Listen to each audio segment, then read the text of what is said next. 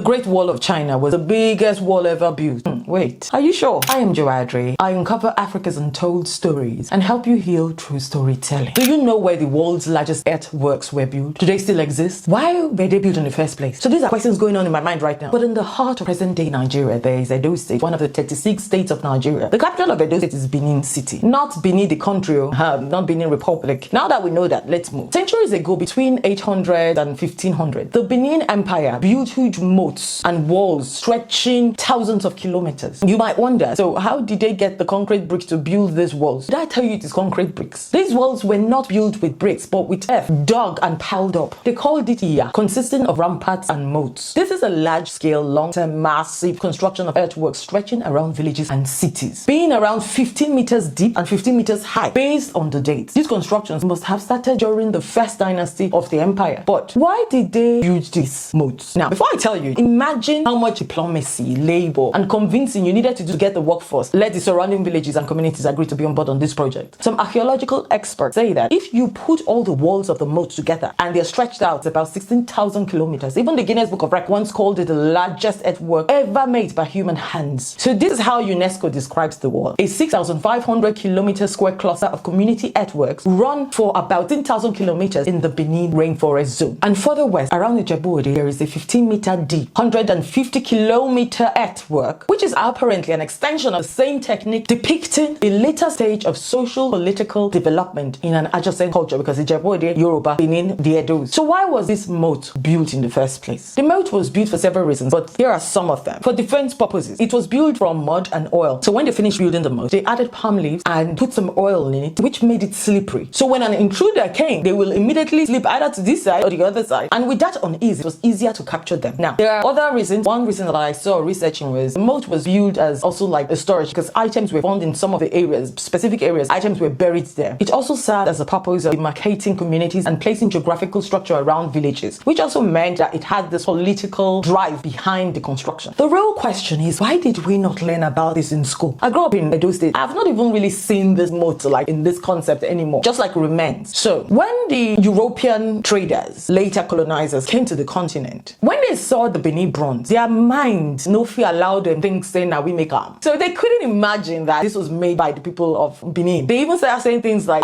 it must have been made by the Portuguese, right? So when they had seen that moat, their mind could not let them imagine that it was created by the people there. So when European colonizers came, they were not capable of imagining that the Benin people were masters of craft engineering and had many expertise. This conviction still persists today in their minds, and unfortunately in the minds of some of us too. So it is a confluence of arrogance and ignorance. Now, to why the moat is not there at all anymore? Several reasons, but one major reason is in 1897, during the British invasion of Benin, the city was burned down, torn down, sections of the walls destroyed with cannons. So the little evidence that's left about Benin's engineering and brilliance was shattered and buried and forgotten. But before and even after the British invasion, something else was happening. The influx of trade with the Europeans meant also the exchange of ideologies and new values. So the values of many people within the Benin Empire began to shift, change towards more materialistic pleasures brought to them by the first wave of capitalism from European culture. So sacredness, ancient deeds began to fade into the background, losing significance to people. Even this great wall slowly became ignored and abandoned. Every construction work needs not only be built but also be maintained. You know what it takes to maintain? You have to appreciate it to be able to maintain it, and it can only stand the test of time if it's maintained. Then let's come to contemporary time. Some areas of the moat is now used as a waste dump. This is very, very sad. I'm ashamed of it. Very sad. Look, you're talking about Benin greatness. Now we have something there, but we can't even cherish it. Why? Now, it's a very, very bad waste and drainage system which needs to be renovated. But I heard now recently that the government is working to restore the drainage and waste system in the city so as to prevent further destruction of this one significant cultural heritage. Imagine if you grew up learning that your people engineered one of the largest man-made structures in history. Would we have catered for it better? How will this knowledge change how we see ourselves in the world today and how the world sees us? Share your thoughts. I want to know what you think. Remember, share this video. That was it. I am Joana, and here we uncover the untold.